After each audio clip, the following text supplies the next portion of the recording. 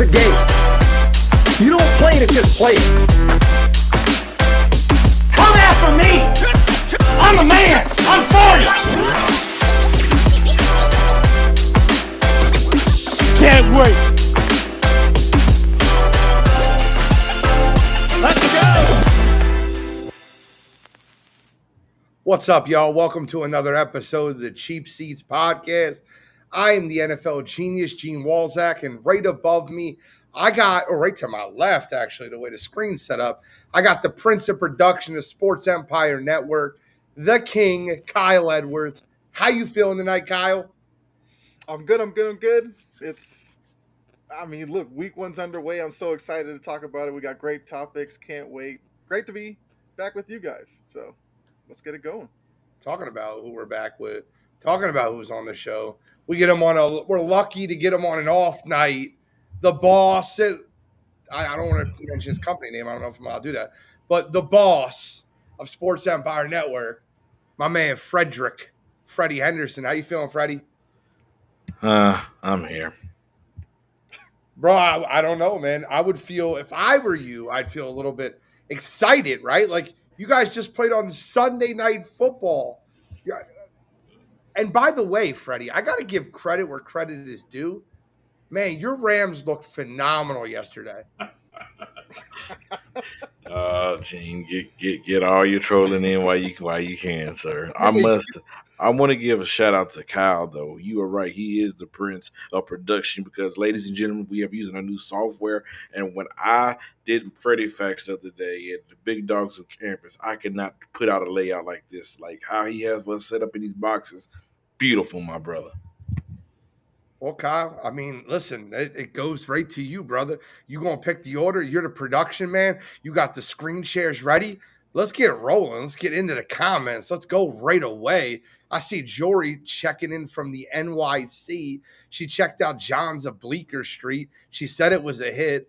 Look, I'm a pizza. I'm not going to lie to you. I'm a pizza connoisseur.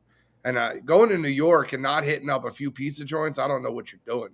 But she was checking out some pizza joints. Key Williams, what's up? What's up, guys? What's up, Key? Marlon Bradley.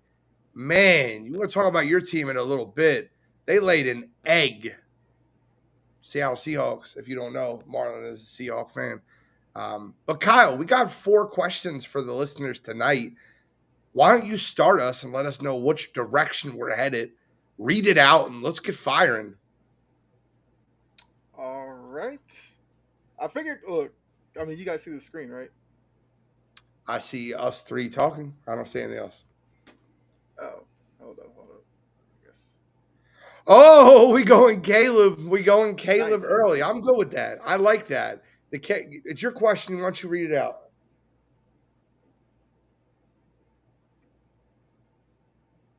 Hold on a second. The audio just went on my end. Hold on. My fault. Maybe start calling him the jester of production right now, man. I don't know what you're doing right here. I'm kidding. I'll read the question out because my man Kyle's working the scenes, working the 1s and 2s. But Caleb Williams was speaking recently and said that he would go back to college. He would consider going back to college if he's not going to be picked by the team and the destination that he would like to go. Now, a lot of people think that might be Arizona. They might have issues with Arizona. So, Freddie, let me ask you a question real quick.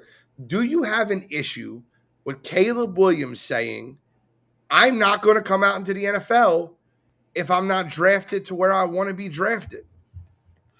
I mean, it's okay to say these things because we have to remember it's out of all quarterbacks that came out of the draft, it's only worked one time with Eli Manning. I mean, how long ago that was, and I don't blame him because we see the disaster it is in Arizona. We see that they can't get it right with the coach. The front office can't get it right. I mean, it's just been a disaster. And if I'm Arizona, I'm not going after.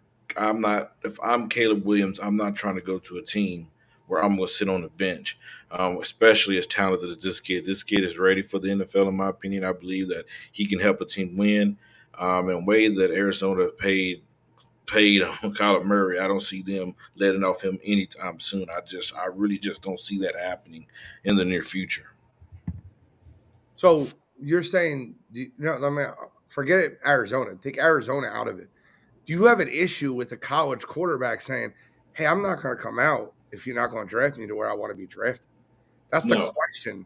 no. I mean, we've seen it. We are in a player empowerment movement. I mean, we see it in the professional leagues. I mean, we see it. These players feel like they hold this power, and a lot of times they do. I don't have a problem with him saying it, but he do have to realize, like, hey, they dictate your journey. Well, and they do and they don't, honestly, because we've seen players get their way. Like I said, player empowerment. So no, I don't have a problem with it at all. All right, well, I got really strong feelings on this, and I was hoping someone would disagree with me. Maybe Kyle will when he gets back. But Jory said the $1.50 pizza is the best. Keith said, I don't blame him. Jory said, I don't blame him, but it's stupid. I'm going to tell you something right now, right? I don't blame him either. And I think more college quarterbacks should be doing this. I actually think more people should be able to dictate where they want to go in the draft, especially top tier talent like Caleb Williams. Let me explain to you why. I did a full grade on 5 running backs coming out of the NFL draft this past offseason. Jahmyr Gibbs was my 4th ranked running back, but he walked into one of the best situations in Detroit. Now, as a running back, the situation matters, but it doesn't matter as much. Now, let's go into quarterbacks. You got a guy like Trey Lance who gets drafted 3rd overall and plays for a coach that you have to play in his system, and that's it. The system's not built around you. It's not schemed for you. You also have a guy like Trevor Lawrence who walked into a situation with Urban Meyer that was terrible, and people were calling him a bust after 1 year. The guy was one of the most touted after prospects ever, and people were calling him a bust because Urban Meyer is a terrible head coach. Let's take it a step further. You got a blue chip talent and a world-class athlete in Justin Fields, and he's stuck up there in Chicago with Matt Eberflus, a defensive head coach, an offensive line that can't block for nothing. It's sad. It's sad for guys like Eberflus. It's for Justin Fields. It's sad for how Trevor Lawrence had to start his career. It's sad for guys like Trey Lance, who never really got a real opportunity with a coach that will build a system around him. Now, you look at Baltimore. They're a winning franchise. They've been a winning franchise for years. What did they do when they drafted Lamar Jackson? They put a scheme, they put a system in place and ran the offense through their quarterback. They played to the strength of their quarterback. That's what we should be doing, playing to the strength of our quarterback. Let's look at the Philadelphia Eagles and Jalen Hurts. Look what Shane Steichen did with him.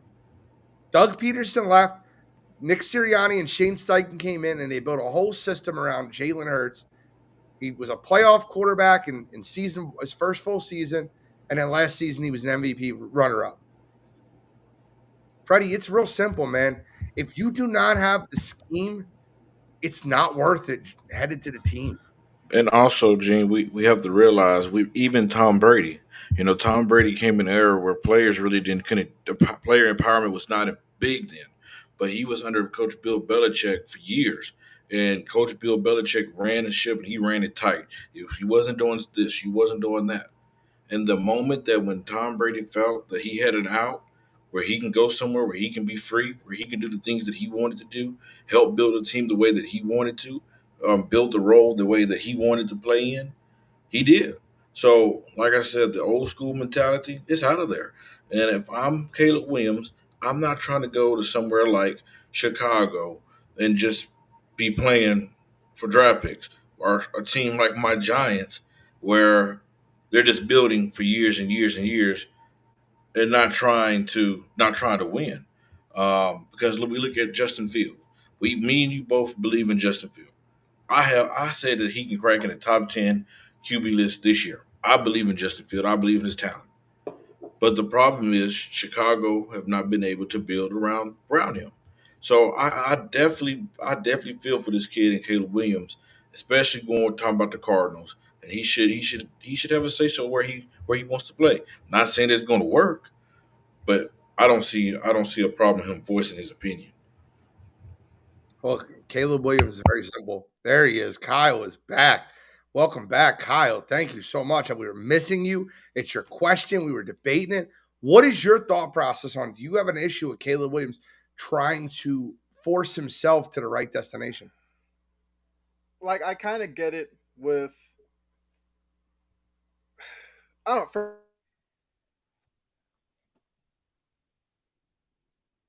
I can't hear him. Can you? No, we losing, Okay. Kyle. I don't know if it's the internet or what, but You're back. What's going on, brother? I hear you now. I No, we still, don't. No, we don't. No. We got no audio for Kyle. Kyle, maybe remove the graphic. We can just debate it. We don't need to have the graphic. Maybe that will help. If we stop the screen share, hopefully we can hear my man Kyle. Kyle, how we feeling, brother? Can you hear us now? Oh, he can hear us, but we can't hear him. All right, so show must go on. We got to continue until Kyle figures out his audio. We got to continue debating this stuff because I'll tell you this, right? And you look at Caleb Williams, you look at the situation that he's in. You're talking about a Heisman winner last year, a Heisman Trophy candidate, finalist, probably one of the favorites to win the Heisman Trophy this year. He is going to be the first overall pick in this upcoming draft. That's all there is to it. So if the worst team in football is the Arizona Cardinals and they're dysfunctional with Kyler Murray, or the worst team in football is maybe the New York Giants, who just got absolutely obliterated on Sunday Night Football, they could be the worst team in football. They look terrible. Freddie, what are the odds that the Giants are the worst team in football? Gene, pump the brakes just a touch, brother, just a touch. I'm not going to jump off a cliff, and I'm not going to overrate last night. Okay, I'm just really not. Not going to overrate last night? What does that Yes, mean? I'm not going to overrate last night, and I will agree. The Giants have problems. They have even holes that I didn't even imagine. What I imagined, I just hope. I'm hopeful, thinking that maybe they had a plan that nobody in the world saw, but we all seen it. The offensive line still look horrible. For Daniel Jones, they can't protect Daniel Jones from even getting a cold. I mean, it was that bad. Saquon Barkley didn't look like Saquon Barkley. I mean, it's just I don't know. It's just real bad. But I don't think we'll be the worst team because I do believe that we'll bounce back in week 2. I do think things will get better. Ladies and gentlemen, breaking news from the Sports Empire Network: I do not have us going to the playoffs anymore, but I don't think we'll be the worst team in football. But I do believe. Did you say things will get better next week? Yes. I don't know how they can get worse, Freddie. How do you get worse from losing 40-0 in your home stadium? 40-0. I mean, yeah, you guys play the Cardinals next week. I hope it gets better. But Gene, I mean, it's all about momentum. Momentum killed us in that game. That first drive, everything was going, everything was moving. Boom, boom, boom. The blocked field goal was killed us. I mean, once that happened. Oh, the block field goal. You would guys would have won the game. No, I'm just saying, like, if we would have scored there, I believe we would have played different. Because once the Cowboys had the lead, then the Giants started playing catch up. They started throwing the ball more. They went away from the run game, and then we all know that Daniel Jones cannot be throwing the football like that in order for us to win a game. I'm just saying. You paid him $45 million. You don't want him throwing the football now? Well, no. In order for the Giants to win, they have to play really good defense, and they have to run the football. Daniel Jones has to make plays when it's time to make plays with his legs, with his arms, which I believe that he's got to be a game manager quarterback, especially with this offense, because I'm not sure who's the receiver is, who's going to be the number one option. I mean, we have Darren Waller, but who knows when he's going to go down? He's already dealing with a hamstring injury. I mean, it's just I don't know, it's bad. And I'm proud of Waller. Waller started a game. I'm proud of him. He was on the field. And I'm not going to lie, I was very surprised, especially being this is a Coach Dable, coach-led team. Because last year, one thing that we can proud about Dable was that he made sure the Giants was ready to compete. I'm not saying that they won every game, but at least they was in the game and they competed. And this was something that we did not see last year. Well, you guys are playing the worst team in football, the Arizona Cardinals, this upcoming week. You guys are only 4-point favorites. I just don't know if Caleb Williams would want to go to a situation as horrid and as putrid as New York. And I don't blame him. I don't blame him. I'm sitting there for being honest. Well, I if you're mean, Caleb Williams, where would you want to go, Freddie? if I was Caleb Williams, So, what somewhere, team are you hoping has the? I have a perfect answer. somewhere like Tampa. I look at Tampa, even though Baker Mayfield had a good game yesterday, but he was playing against the Vikings, who we all know defense was horrible last year. Um, I believe that Baker in Tampa Bay, they have weapons. They have Godwin. You still can re-sign on Mike Evans. You still have a decent offensive line. They have a good defense. I believe that's a place where he can go in and have an impact right away, right then and there, and win games. That would be one of my locations. I think that a location that would make the most sense, if I'm being honest with you, would be. It's funny. Key Williams brings up Minnesota. That's not a bad move either. Minnesota, they not bringing Cousins back, and Addison is already there, who Caleb Williams has a already a connection with because they play at USC. But the location I think that would be best for them would be the Las Vegas Raiders. I think if the Raiders move on from Josh McDaniels after a horrible season, which they've won yesterday, so I could be wrong about that. But if the Raiders move on from Josh McDaniels, could you think of a better spot to add Caleb Williams? You got Russell Wilson and Sean Payton, Justin Herbert, Patrick Mahomes, and Caleb Williams in one division?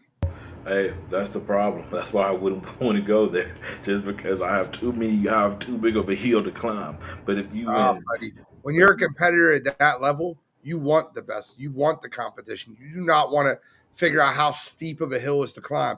If you can walk into a situation where a head coach, first of all, for a quarterback that's walking in number one overall pick, what normally happens when a team has the number one overall pick is they have a new coach too. So the coach and quarterback are married to each other.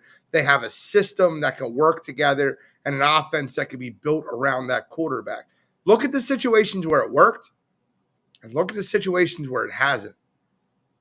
And when you look at some of those situations where it hasn't worked, think about Cliff Kingsbury coming in as a head coach, getting Kyler Murray. They both got each other paid, but it's not really working out in Arizona, is it?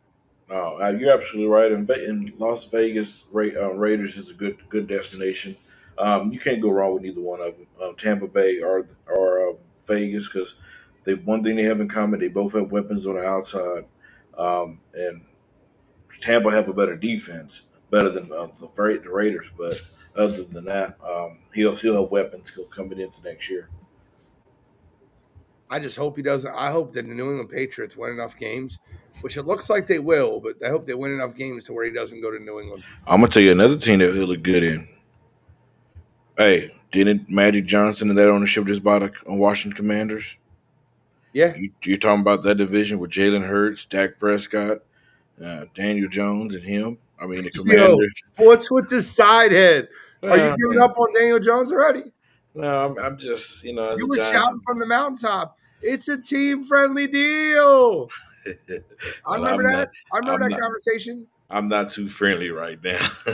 But you talking about going into a destination where things is, it's a new beginning, a new creation that you can be, and I'm not bringing race into this, but we all know what Washington have been going through for however how long when he was the other name. Just imagine him being that starting quarterback for that franchise. Would that mean, hey, we're going in a different direction? Hey, this is a new beginning. Hey, we don't believe in those things. Hey, we believe in this, equality and all that good stuff. I just think that would be a good fit for football because they do have pieces. They do have a defense. And for a pitcher for the organization to bring in more pieces as well. Okay. All right. I mean, that's it with Caleb Williams. He doesn't want to go to a bad situation. I don't blame him. I think you, as a young quarterback, you should want to go to an organization that will build the offense around you, that will believe in you. Frank Wright and Bryce Young married. They signed a new coach, the new quarterback. D'Amico Ryan, C.J. Stroud are married. New coach, new quarterback. Just look at the situations that happened. Tomlin, I know Tomlin's not a new coach, but Tomlin drafted Kenny Pickett, and he can build a team around him. Look at the last few years and the way it's situated. Marry the coach and the quarterback. Hey, Gene, you do know why Kyle's not here, don't you? See, Why? Kyle don't want to be let be known that I beat him this week in fantasy football, so I think he kind of ducking from me right now. I really do believe that. I'll tell you this, right? I went 8-2 in 10 fantasy leagues this week. One of the ones I lost was the SEN one, the Sports Empire Network one. Saquon Barkley had himself a wonderful game for my numbers. But Trust me, I know. But I will say this. We're going to get into the New York Giants. We'll talk about a couple teams. This is a perfect time to segue into our next topic. There are 3 types of teams that happened yesterday. Week 1 brought us 3 situations. There were teams that exceeded your expectations. There are teams that met your expectations. They were exactly how you expected them to be.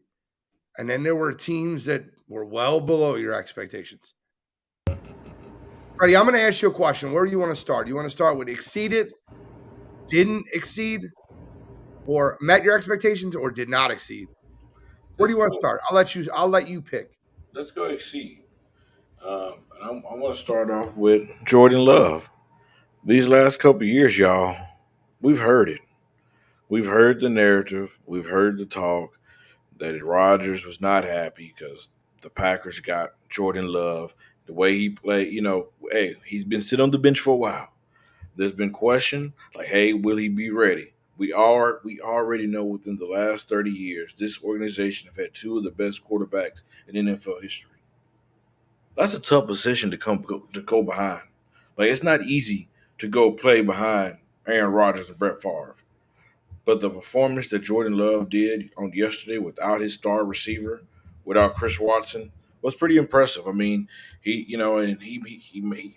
they don't have to worry about somebody just going to Devontae Adams 100 times a game anymore. He's a guy that's going to spread the ball out throughout the offense, get all these other receivers involved. You still have a running game with Aaron Jones and Dylan and AJ Dillon. That you still have a defense in place. You still have Matt LaFleur, who's called himself an offensive guru.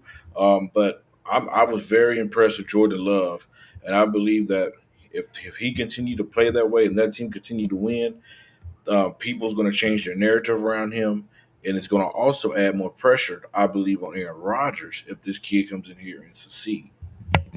All right, so Steven Chambers, what's up, guys? Maurice Powell took another shot at Danny Nichols, called him Danny Pennies. Just like Chase over up here, Danny Nichols. Chase called him Danny Pennies. Maurice said stop it with Danny Dimes. Jory said the Steelers. I'm not going to read that. You almost got me there, Jory. Key Williams. I had Hill. I guess Key was who beat me. I didn't really look at it. Steven Chambers said, look out for the Dolphins. Jory said my team might have lost by a point, but hey, it wasn't a 40 piece. And then Key took a shot at Jory and said Tannehill 3 picks, though. And Jory then Mo said 49ers should have beat the Steelers, but I wasn't expecting them to beat the brakes off them. Hey, Jory, who's your quarterback again? Like, don't get, hey, Gene, this is what makes me mad, bro. I was working yesterday, and all I seen is Jory in the chat coming after me. I haven't came after Jory in weeks, not in weeks, but she decided to wake up on Sunday morning. You bring it on yourself, brother. How? I was chilling, bro. Like, y'all didn't see me in the chat all day yesterday. I was chilling. No, just because you're not in the chat when your team's going to lose doesn't mean you don't get it. You talked a lot of smack when Daniel Jones signed that deal. You talked a lot of smack about the Giants coming into the season and being a playoff team. You've brought it. Listen, you cannot listen. If I get it, I deserve it, right? But I'm very humble about the Philadelphia Eagles. I don't sit there and walk around and say that the Philadelphia Eagles are the greatest thing since sliced bread. As a matter of fact, I almost picked the Patriots to cover. I was spot on about how that game would go. Ask Kyle. But let's go with a team that exceeded my expectations, though. You took Green Bay. There's plenty of them that exceeded my expectations. So I'll go a different direction. I'll go in another route. Exceeded my expectations? Man, I don't want to steal this because a team that did not live up to the expectations is I'm going to use the opposite, but exceeded my expectations. I got to give all the credit in the world to the Los Angeles Rams, Freddie's old team, the true Freddie Henderson team. The Los Angeles Rams, without Cooper Kupp, beat the brakes off of the Seattle Seahawks in Seattle, a division road game. Stafford threw for over 300 yards. Kyren Williams with 2 touchdowns. And I called it on the Sunday morning drive, and I've been saying it to anybody who will listen. Look out for my man Puka. Puka from BYU, kid's nice. Had 15 targets, 10 receptions, 120 yards yesterday. My man Puka was dominant. Another team that exceeded expectations. How about the Cleveland Browns? Steven Chambers said it perfectly. So disappointed with my Bengals, but the Cleveland Browns looked great in that football game. They made Joe Burrow, who's the highest paid quarterback in the NFL, look pedestrian. He looked pedestrian. He looked terrible last year. He's going to be the highest paid backup quarterback. He has another performance like that. He was awful yesterday. What do you think about those two teams, Freddie? No, I was going to actually bring up the Cleveland Browns because, like I said, I have Deshaun Watson becoming my top 10, even though I know he didn't have the best performance yesterday. And it's going to take time for him to get it ramped up because, ladies and gentlemen, he was away from football for months, for 2 years, basically. But I do have him becoming a top 10 quarterback this year because I just believe he has that talent. So I definitely believe Cleveland is one of those teams that are overexceed, especially when you have a team that like the Cincinnati Bengals that's been to the Super Bowl, that's been to an AFC Championship. That's Joe Burrow brings that toughness. And I don't think nobody ever saw that. And then the first team, what was your first team again? Your Rams. I Yeah, don't the know what Rams. to hide from them. Yeah, and it's something good to see. Like I believe that Cooper Cup injury is going to be a blessing in disguise because we all knew what the knock was on Matthew Stafford as he'd been in LA. It seemed like our only person he could throw the football to is who? Cooper Cup. So now he had to depend on the other weapons, and the kid that he just drafted seemed like he can be a valuable number 2 option on that team. And when Cooper Cup come, Valuable number 2. I agree with you. they could I be think work that with something. the Rams as a whole. I think the Rams as a whole are going to be a very good team with Puka. And especially if Cooper Kupp comes back, maybe you should jump back, man. Maybe you should jump back. See, I know what Gene trying to do, ladies and gentlemen. I'm not jumping ship. I'm a giant to the day I die. I bleed big blue. Now you bleeding blue. But see, the Rams still have blue in the color. You can go back. I'm in the Big Apple, Big Blue in the Big Apple. All right. Listen, I don't know, man. They don't bleed you because that team looked like they were a shell of themselves yesterday.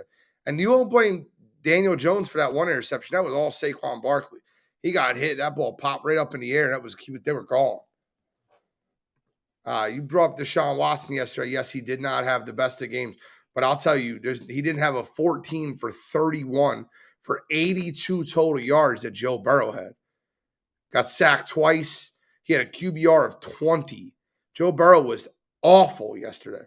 Jamar Chase had less than 40 yards.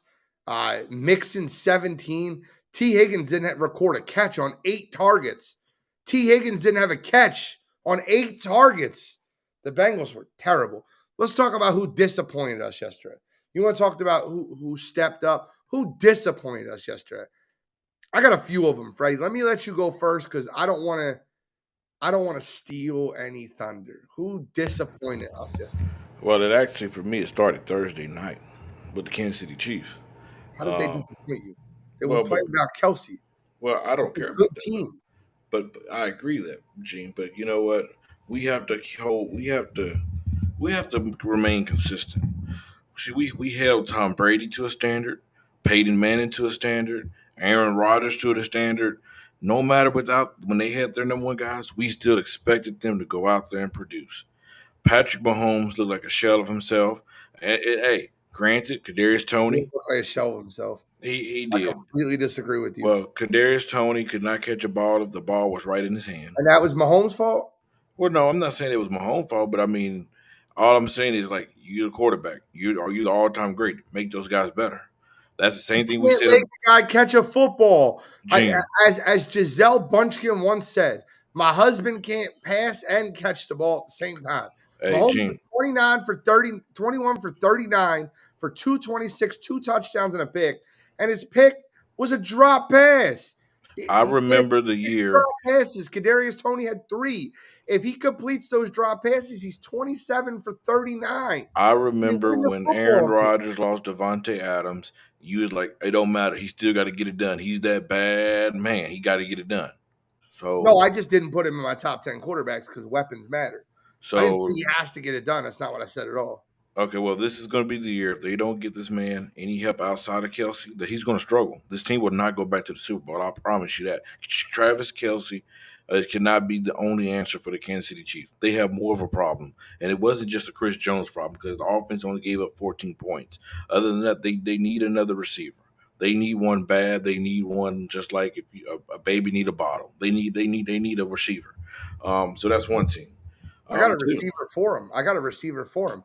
Sky Moore had 0 receptions on 0 target on 3 targets. Kadarius Toney had 1 reception on 5 targets. Rashee Rice, better receiver, 3 receptions on 5 targets. And another guy that's going to be more involved in that Kansas City role, and I'm calling it now, is Justin Raw. Well, Look out for your next breed of Kansas City wide receivers, Justin Ross and Rashee Rice. Well, they gonna need Jerry Rice to come up there and save them. Disagree. Number 2, my Lamar Jackson. He disappointed me. Oh, they won the game. I don't care. The reason why I say he disappointed me is because I've been wondering what's the purpose of having Odell Beckham Jr. What's the point? I mean, He threw I'm his just rookie wide receiver. huh? He threw a bunch to his rookie wide receiver. My man Zay Flowers was out there balling. Yeah, Zay Flower He was. in the first round. I'm just waiting for the moment where Odell is getting pissed off that he ain't getting the football. He's gonna be on the sideline jumping up and down with his antics. Lamar Jackson. I just didn't see Lamar Jackson be able to get the football to that brother. That's one. And my last one. I'm disappointed in the Chargers and I'm disappointed in the Dolphins. I know the Dolphins won, but can we play some kind of defense, ladies and gentlemen? It I was mean, great offense, Freddie. it was great. Yes, I know. But can we play some type of defense? Can They we get a weren't even stop playing somewhere? bad defense. It was great. There's sometimes, right, where great offense is going to score on good defense. I don't think the defense was playing bad. I think that both offenses were playing great. Those secondaries are suspect. For all the disappointments that happened yesterday, most notably the Chicago Bears being an absolute disappointment at home. You walk into a situation with Chicago that you've been beaten up and destroyed by Aaron Rodgers and Brett Favre. You now have your opportunity to beat those Green Bay Packers. You get them on your home field opening day and you lay a dud? No. The Chicago Bears allowing 38 points to the Green Bay Packers and the Love Boat is the biggest disappointment of the day for me. Second disappointment, Kenny Pickett and the Pittsburgh Steelers. The Pittsburgh Steelers defense couldn't stop you or me, Freddie. You want to talk about bad defense? The 49ers had their way with them. They beat them on all 3 sides of the ball. Offense, defense, and special teams. The 49ers absolutely abused Pittsburgh in their house week 1. You can't have that. There's way bigger disappointments. I got another one for you. And this one might sting. There's no bigger disappointment in the NFL than a team that made the playoffs last year, won a playoff We let game, it go. and got beat 40-0 on their home field. Can we let it go? 40-0. You know why it wasn't a disappointment? You know why? Oh, hold on. Stop, Freddie. You cannot tell me that the Giants were not a disappointment not after at all. just telling me the Baltimore Ravens were for winning. Not at all. Not at all. You know why? Because with the Baltimore Ravens, there's expectations. There's no expectation with this Giants team. They stink. They're horrible. They're dog water, bro. Do you expect them to go to the playoffs? Key, I need a recording of that. Do you expect them to go to the playoffs? I didn't pick them to go to the playoffs, but you did. And I was wrong. I was dead, flat out wrong. Key, There's no I'm recording it at because they win a so football game next week. You know what Freddie's going to be like. Here the Giants are back. Everybody, I guarantee it. so I need a recording of that. He said they're dog water. dog water, doo doo, whatever you want to call them. They're horrible. Adam Hurley's in there saying Daniel Jones is a total loser. Well, you know what? I'm gonna say this, Adam. A lot of people love to go after Daniel Jones. They do. I cannot go after him until tomorrow, until this organization do right by him. We have had a problem for the last 10 years. That's what's our offensive line. We have not, and if you call Darren Waller the answer to put on the field for him, the answer, you're flat out wrong. Look at every quarterback around the NFL. What did the Cowboys do for Dak? They got Amari Cooper. What did your Eagles do for Jalen Hurts? They got AJ Brown. What did the Buffalo Bills do for Josh Allen? They got him Stephon Diggs. Until we put weapons around him, that's when I can judge him accordingly. Him, Saquon Barkley, and Darren Waller is not the answer. They are horrible. They are horrible. They're dog water. They're done. I'm with it. And one of the biggest disappointments for me, all offseason, all I heard was Sean Payton. Sean Payton this, Sean Payton that. They open up with a home game versus the lowly Las Vegas Raiders, who are literally locking their second best defensive player out of the building. They're not even letting him in the building. And you lost 17-16 to that team, to that slop, to Josh McDaniels and a bunch of quitters? No, man. The Denver Broncos deserve all the blame in the world. Sean Payton walks around like his shit doesn't stink, talks about other coaches, talks about how good. Walked away from New Orleans, the first sign, as soon as Drew Brees retired, I'm going to walk away, I'm going to do something else. Walked into another home run situation and laid an egg. Sean Payton, it's on you, brother. I'm sorry to hear. Russell Wilson, it's on you, brother. I'm sorry to hear. And Minnesota Vikings is another team. You know, you look at them, you went to the playoffs last year. There's a suspect have been about Baker Mayfield. Baker Mayfield outplayed Kirk Cousins yesterday.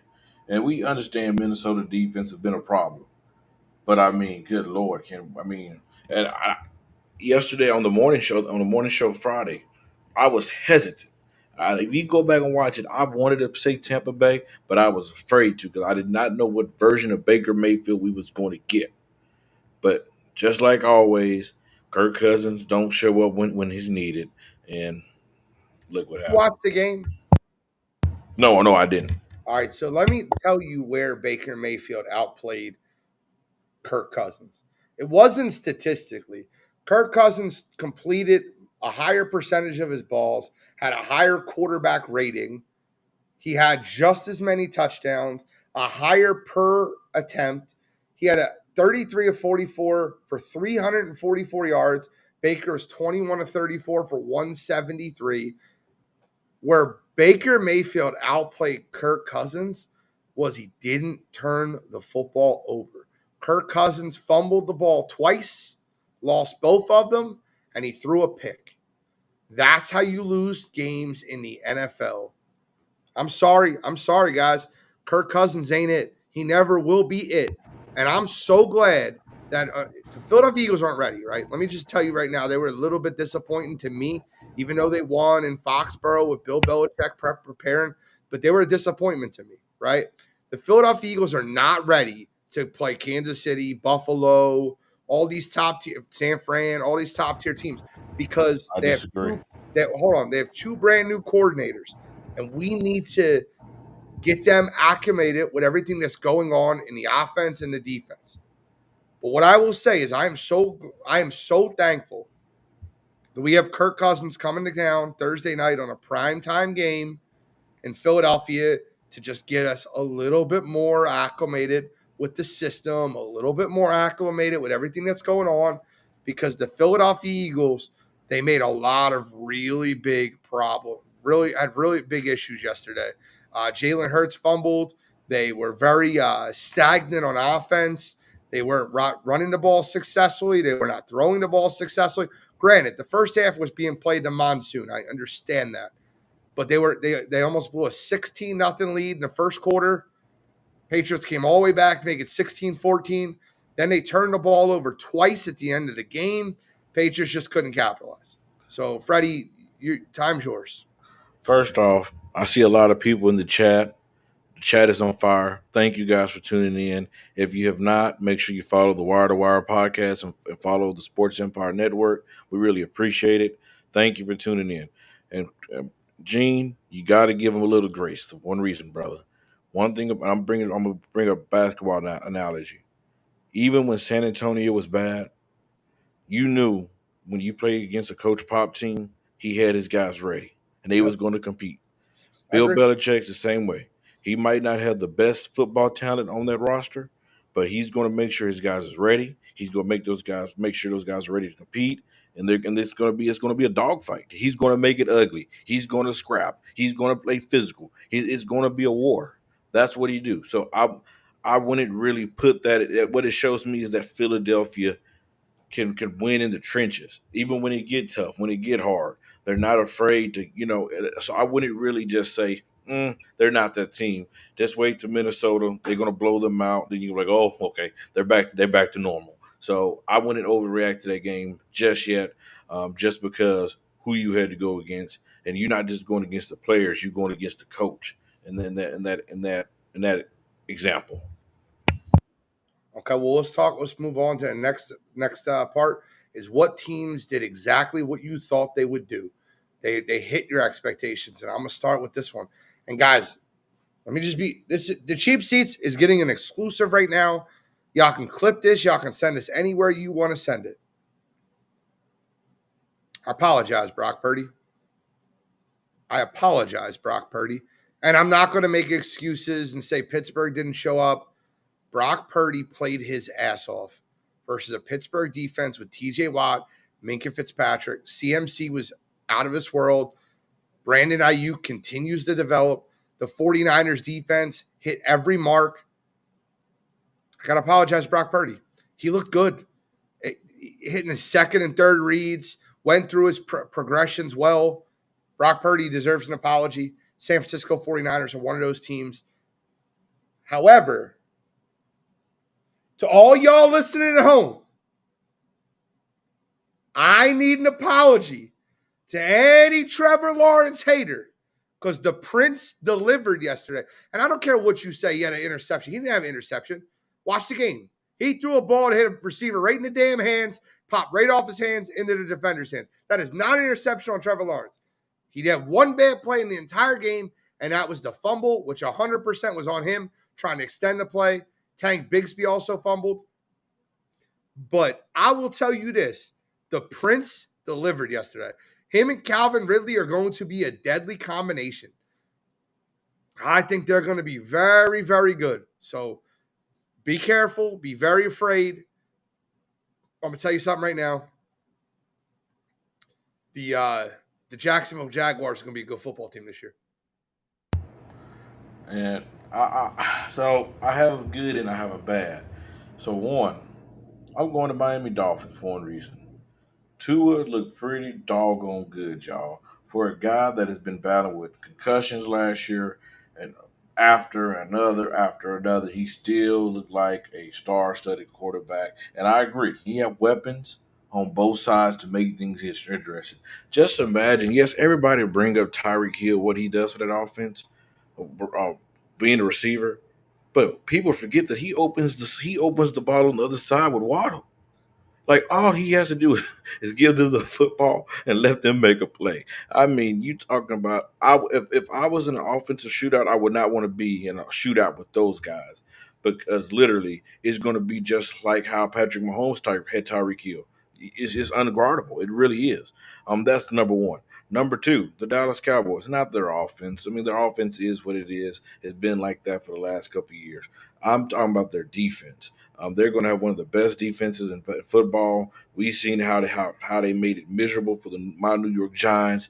You're talking about the blocked field goal. You're talking about the interceptions, the fumbles, all of it. I mean, they did it all. And I mean, look at them in fantasy. I think they put like 35 points up in fantasy. I mean, for good lord.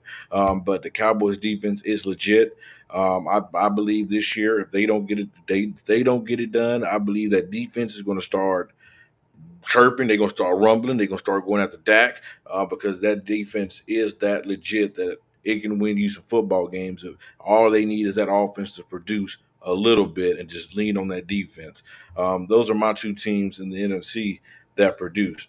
We already talked about Cleveland that played good. And we're Like, waiting. you expected Cleveland? See, when I say teams that did exactly what I Well, no, expected, I didn't expect it, but I didn't expect I it. I think mean, that Cleveland over exceeded no, expectations. I agree.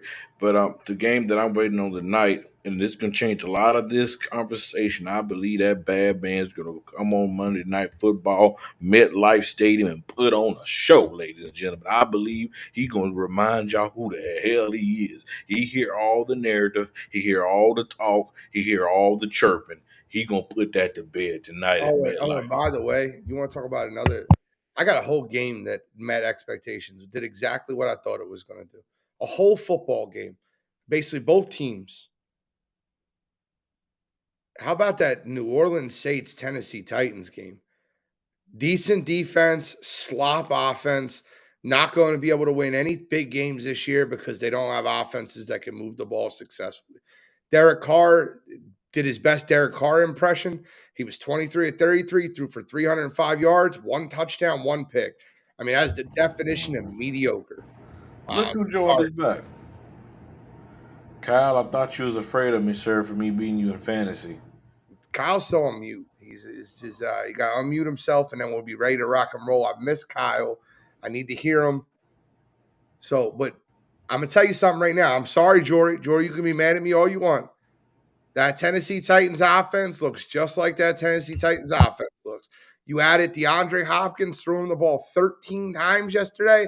And outside of DeAndre Hopkins, this is not a joke, right? I cannot even make this up. If I couldn't make this up if I tried.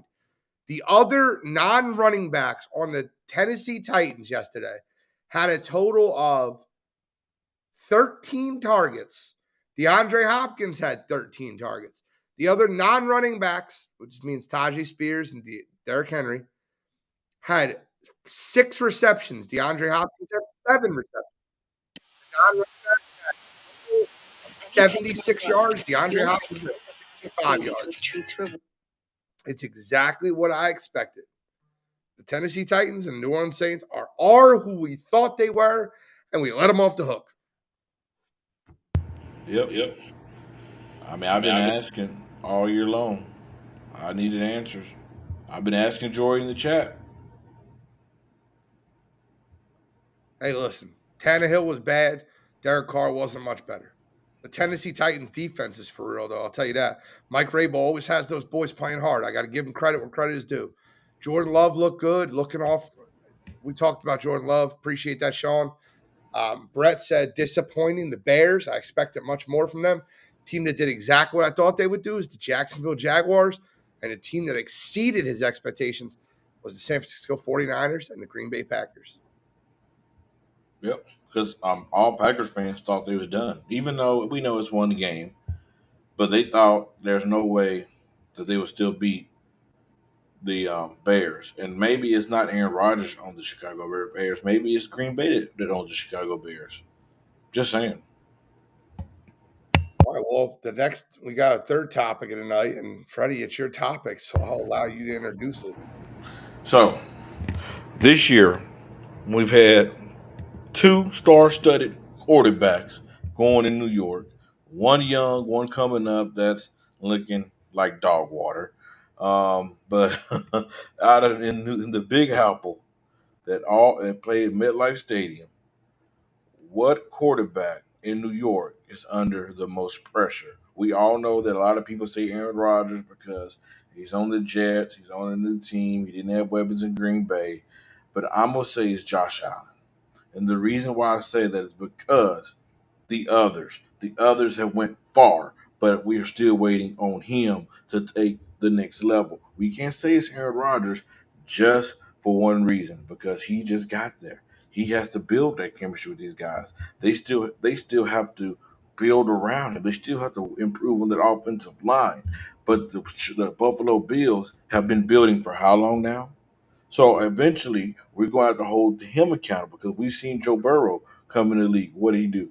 He took the Cincinnati Bengals to the Super Bowl. We've seen Jalen Hurts. What did he do, Gene? Take the Philadelphia Eagles to the Super Bowl. Even Mr. Irrelevant himself, Brock Purdy, your brother that you just had to apologize. What did he do? He didn't take him to the Super Bowl. Jimmy G got him there, but no, he didn't go to the Super Bowl. I'm sorry. But Patrick Mahomes went to the Super Bowl. But we've seen so many guys Turn to a conference championship game. Josh Allen's never been to a conference championship game. Exactly. Josh Allen's never been to a conference championship game. No. So Donovan McNabb got there 4 times. Yeah.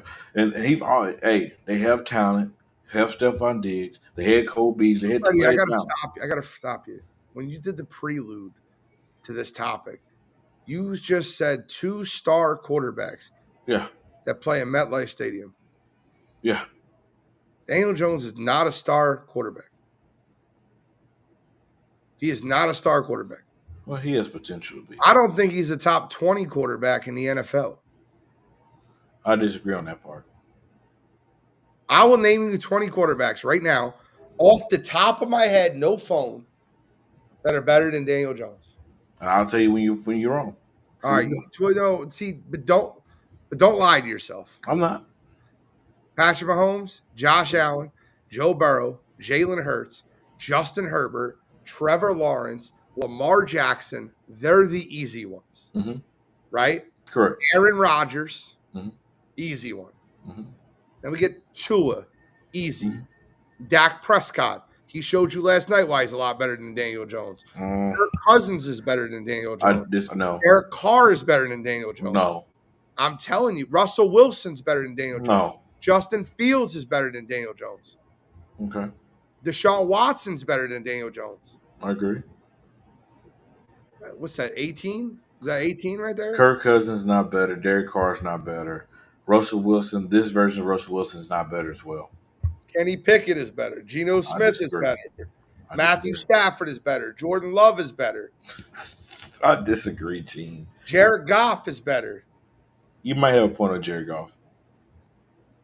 I think that I really don't think Daniel Jones he's in the middle of the pack. He's about 16 or 17. I don't think he's top 20. I would take Justin Fields to start a franchise over him. Hey, listen, I'm admit this first on the show. I will start a franchise with Brock Purdy over Daniel Jones. Argue with me. I won't. I mean, we've seen him have one good run, bro. One good run. I'm not falling for the hype yet. I mean, yeah, he won yesterday, but like you said, Pittsburgh is horrible. I mean, until I see him go beat a really horrible. They haven't had a season under 500. That don't mean you're good, bro. I mean, this Giants team this Giants team just went to the playoffs, but they're dog water, bro. They're horrible. I mean, and so until I see Purdy go play against your Philadelphia Eagles and he just go out there and just slang the football all over the field, but Daniel Jones never does that versus the Eagles. But he's not every time he plays us. He's not that type of quarterback. 38-3, brother. He's not that type of quarterback, though. That's the thing. He's a game manager. You're starting a franchise tomorrow. You taking Bryce Young or you taking Daniel Jones? Bryce Young. Another one. Another one. There's a reason why those guys got drafted the way they got. Might be the 25th most valuable quarterback in the NFL. And he's making $45 million a year on a team-friendly deal. If you're starting a team, are you taking C.J. Stroud or Daniel Jones? Daniel Jones. I don't know, man. I don't know. He might be the least valuable quarterback in football.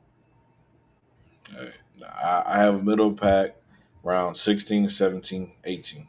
Quarterback that's under the most pressure in the state of New York, including the Giants, Jets, and Bills. You are 100% correct, Freddie. I will not argue with you. Are you yawning on the show? Are you yawning? Am I boring you, sir? No, brother. I had a long day at work. I will say this. I would say Josh Allen is the correct answer. You want to talk about a guy that's been given the moniker as a top 5 quarterback in the NFL? I hate when people are given or top 5, Can I answer his but question? have never made a conference championship game. D Mysterio, can I answer his question? Yeah, you can. It's my man, Hey, Maestro, brother, the Maestro. D Maestro, Yeah, my brother. Let me tell you, he is the most accurate passer version of Lamar Jackson. you're out of your damn mind. I'm not. I mean that 100%. You're out of your damn mind. I am not. You just said that Daniel Jones is a more accurate version of Lamar Jackson. Yes. You're out of your damn mind. He's just as athletic. You are out of your damn mind. I bro. am not, bro. I really mean Lamar that. Jackson has won an MVP, has made it to the playoffs, has won playoff games. Are you feeling okay? Gene, he Are plays for you a team. feeling okay? 100% okay. He plays for a team that built around him from day one, that uses him for his strengths. Daniel Jones has now had 3 coaches to build around him. And they still have done a horrible job. I can't believe you just said that. I can't. You said he's a more accurate version of Lamar Jackson. That might be up there with your watered down version of Aaron Rodgers, Patrick Mahomes. That is wild. Hey, bro, all I'm saying is he's just as athletic as Lamar. He's not just as athletic as Lamar. Just He because is. speed-wise, like he's close when they run a 40, does not mean he can cut, he can make breaks, he can make people miss like Lamar. He doesn't. Lamar Jackson is a way more athletic guy. Also, Lamar Jackson's a better winner. Lamar Jackson's more accurate with the football on the run. Lamar Jackson is a better playmaker. And Lamar Jackson's had just the same weapons that Daniel Jones has had up until this year. No. Yes. I disagree. Who has he had? Freddie, let me ask you a question. He's never had Mark Andrews. You are Andrews. at knowing football. Outside of Mark Andrews, name me 3 targets. I would say targets that Lamar Jackson's got to throw the football to. Come on now. No, before this year, before this season. When they hit Hollywood Brown at one point. I won. I need 3 targets. That's it. I mean, You gave me Hollywood, who's not on the team anymore. yeah. I mean, they haven't had much, but I mean, Mark Andrews is enough. He's a star-studded tight end at the time. My guy, he's been throwing the ball to people named Prochell and people named Rashad Bateman, and he's had terrible Hollywood Brown. But Gene, his Targets have strength. been terrible. But do you know why? Do you know why? O'Shea. Gene, bro, you know why? It's because his strength is not throwing the football. His strength and is Daniel running. Jones isn't either. Well, guess what? The Giants have not used him as a strength. If the Giants put weapons and pieces around him, he will strive. He'll be an MVP candidate. He'll take this team to the Super Bowl. But until then, we can't blame him. Please never say that Daniel Jones will be an MVP. I'll tell you right now, the day Daniel Jones gets an MVP vote will be the day I roll over in my grave. All I'm saying is, Gene. All I'm saying is, bro. Look, even Daniel Jones, even a better quarterback. I trust Daniel Jones in the pocket better throwing the football. Bro, you can't be serious right now, man. Yes, bro. You know that. Like, bro, be honest. Who would you rather, if you had to throw the football down the field for a touchdown to save your life, who are you trusting for more? Daniel Jones? He hasn't even proved that he's accurate to you. Bro, Odell Beckham Jr. is going to suffer. He's going to suffer in Baltimore. Odell Beckham Jr. might suffer, but I'll tell you, Zay Flowers won't. He had 9 receptions yesterday. Rookie first-round wide receiver that Lamar's building great chemistry with. Zay Flowers. By the way, Zay Flowers and Jordan Addison were the best 2 rookie wide receivers yesterday. Just to be very clear, let's put that out there. Quentin Johnson, who got drafted in the first round, Jalen Hyatt, a second-round draft pick. A lot of receivers that went early in this draft. The 2 that impressed me the most yesterday were Jordan Addison and Zay Flowers. Zay Flowers, the best receiver yesterday out of any rookie wide receiver with inaccurate passer, right, of Lamar Jackson. Hey, but at the end of the day, I'm taking Danny Dimes. DeMaestro Brister just said Danny Dimes on the 49ers with the abundance of weapons makes them worse. They'll win a Super Bowl with him. Period. They would not win a Super Bowl with Daniel Jones. Daniel Jones will never. Kyle Shanahan would use him like Daniel Spot Jones, on. Kyle Shanahan will make him run Kyle Shanahan's offense because Kyle Shanahan does not cater an offense to his quarterback. He makes the quarterback cater to his offense, which is why Brock Purdy succeeds there and not Trey Lance. It's the truth. All right, so we're getting to our fourth question tonight, and we're going to wrap up so you guys can watch Monday Night Football. I hope that Kyle or Freddie or someone can log in to end this show at the end because I don't even think that's possible right now without Kyle here. So we're going to be in a little bit of an issue there. But Yeah, I'm gonna let you introduce the topic. I'll be right back. okay, we're going to get Freddie's going to log in as the host, and I'm going to introduce the topic to you guys. We're having obviously a little bit of production issues, but that's okay. We're going to be all right. So here's the topic. Why did Team USA blow it? Why did Team USA not even place in the third place in the FIBA World Championships? What right now, you look at Team USA and the roster that they constructed. It was a terrible roster. Team USA basketball, some of the greats, LeBron James, Steph Curry, Devin Booker, Kevin Durant, they're rounding up the troops for the 2024 Olympics at Paris because they're ready to go. Steph Curry, Kevin Durant, LeBron, they're all going because of this Team USA team. Absolutely shit the bed in back-to-back games. They let Dylan Brooks drop 39 points on them. SGA dropped 31. RJ Barrett 23. Team USA, Anthony Edwards, Mikal Bridges, Jalen Brunson, Josh Hart, Walker Kessler, Austin Reeves, Tyrese Halliburton, Bobby Portis Jr., and Cam Johnson. Y'all should be disappointed in yourselves. Be very disappointed. And you know why that team failed? Why Team USA failed, Freddie? Because they had a damn Laker. Austin Reeves is the sole reason that team failed. I'm kidding. But what I will say is this. It is absolutely, without a shadow of a doubt, embarrassing to allow Dylan Brooks to drop 39 points. What were they doing, Freddie? You're absolutely right, Gene.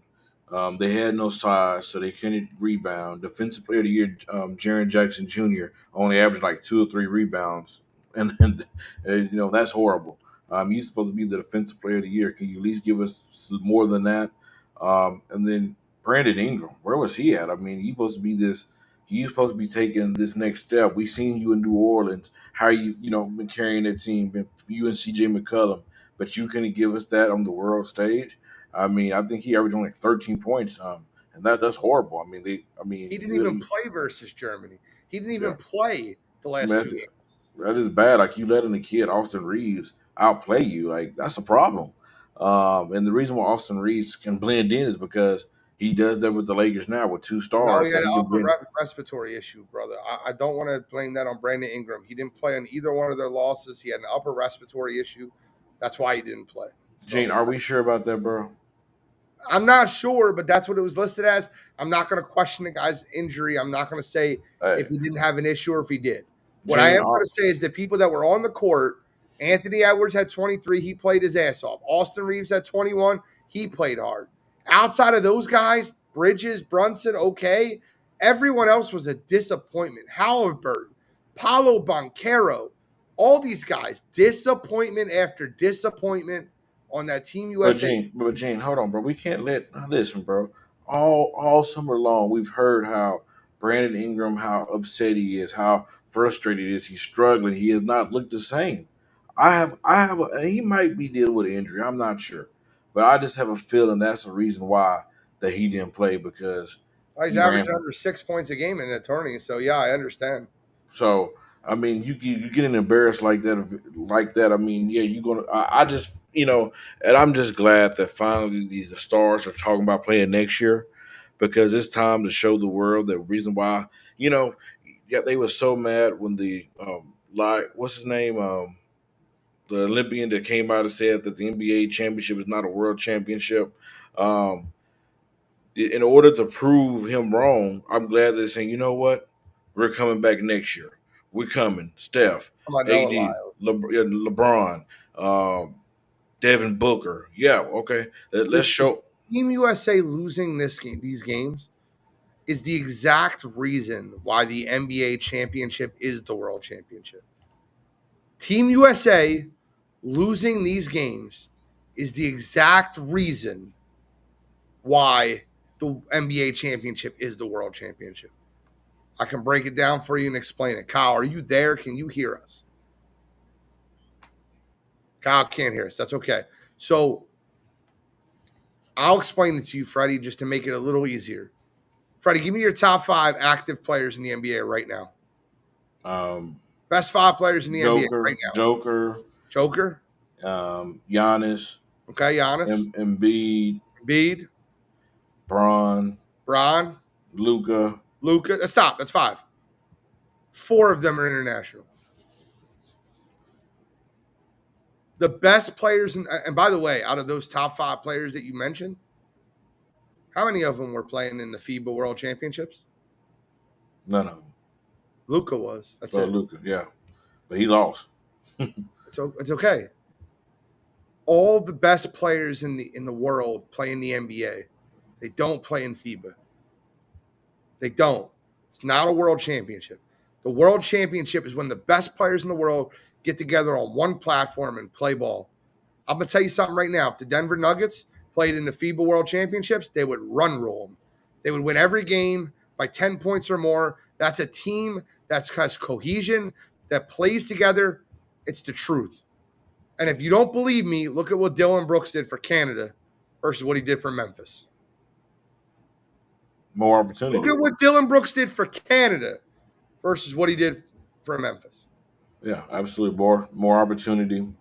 I mean, that's any team. Most teams you can do that, but yeah, they need more size. And I'm just glad the Stars are coming out saying they're playing next year to remind folks who they are and why we're the greatest. You know, we are world champions. I'm glad. But once again, I'm going to add this to you again. I don't think what you're saying is fine, but I don't think anything in this world championship has to do. It just doesn't have to do with it. The NBA championship, the competition in the NBA is much better than it is in FIBA. Much better. Do you disagree or agree? No, I agree. I just want to say one last point. Whoever picked these rosters for this Team USA next year, make sure you find another big, because who knows if Anthony Davis will be healthy. He might be hurt. I mean, at off-season training, just saying. Okay, so that's fair. But what I will say is this. I don't think whoever picks the rosters has any say on the players that go. I think the players decide whether they're going to play or not. And that's on them, right? Steve Kerr wants these guys to show up. They all want them to play. They're not going to play, especially for FIBA. They don't care about FIBA. They'll go play in the Olympics, biggest stage. They'll go play in the Olympics. They'll dominate in the Olympics like they always do. But the truth is, and the same thing I'll tell you with the Kobe year, when Kobe went over there and they won the gold medal, and I guess it was 2012 or 2008, one or the other. I think one or the other.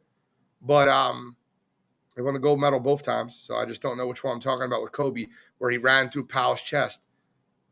These teams have to play together. They actually have to commit almost an entire offseason to play basketball more. They're more sustainable to injury when they do that. So it's not true. It's not a true test of who the best team in the world is. The best team in the world is the Denver Nuggets. Let me ask you a question real quick. Who won the world championship? Ready? The Nuggets won. No. That's not what I asked. Who won the world championships in FIBA? Who won it? Oh, I have no idea.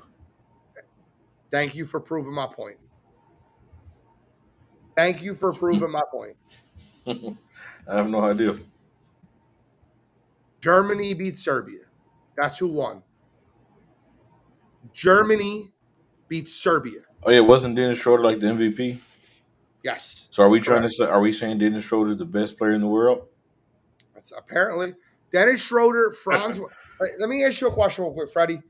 Would you like the Denver Nuggets roster or Dennis Schroeder, Franz Wagner, Mo Wagner, Daniel Tice?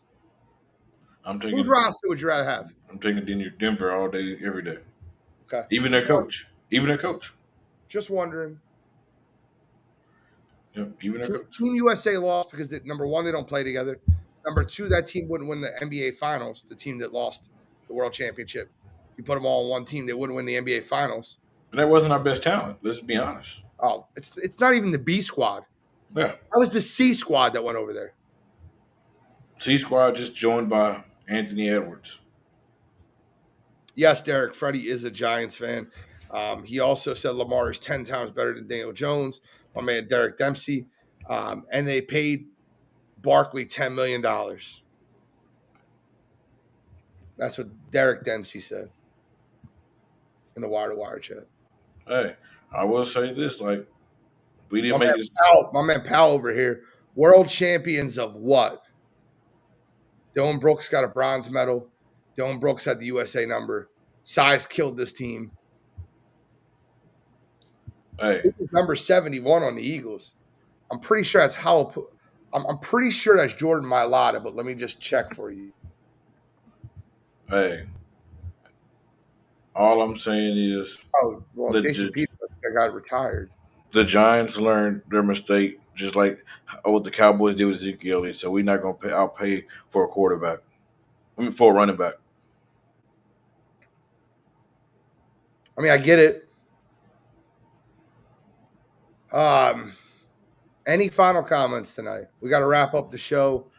Any final comments? We got the Jets versus Bills tonight. If you want to give a prediction on the game, let me hear it. I have a prediction. This is going to go within the last 30 seconds. Buffalo's going to score to get the ball back to Aaron Rodgers. We're going to see an old-fashioned Hail Mary for the GOAT, that bad man that he is, to show the world that he's still him.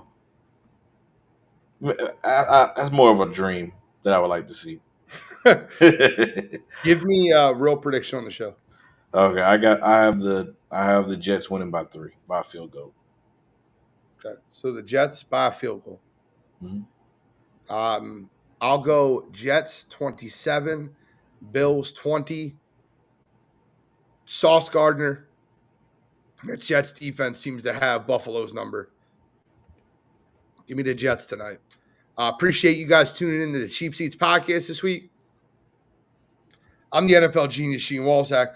Right next to me is Kyle Edwards. That's Kyle Edwards. His name tag says it. Kyle Edwards. I'm kidding. That's the CEO of Sports Empire Network, Freddie Henderson. And we are signing out. Peace. What are we talking about? You play to win the game. You don't play to just play. Come after me! I'm a man! I'm for you! Can't wait!